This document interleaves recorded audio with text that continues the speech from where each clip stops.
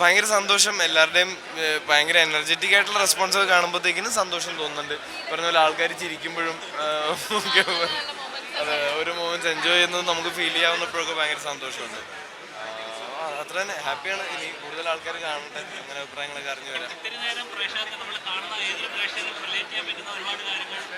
ആ ഭയങ്കര ബേസിക് ആയിട്ടുള്ള തീംസ് ഒക്കെ തന്നെയാണ്. ബേസിക് ഇമോഷൻസ് ഒക്കെ എല്ലാവരും ലൈഫിൽ എപ്പോഴെങ്കിലും ഒക്കെ അനുഭവിച്ചിട്ടുള്ള കാര്യങ്ങളാണ്. പ്രണയവും അല്ലെങ്കിൽ നൊസ്റ്റാൾജിയ, അല്ലെങ്കിൽ ഇപ്പോൾ ഈ പറയുന്ന പോലെ കുറച്ച് സിറ്റുവേഷണൽ കോമഡി, അങ്ങനെ റിലേറ്റ് ചെയ്യാൻ ബുദ്ധിമുട്ടായിട്ടുള്ള ഒന്നും തന്നെ ഈ സിനിമയില്ല. ഭയങ്കര സിമ്പിൾ ഒരു സിനിമയാണ്.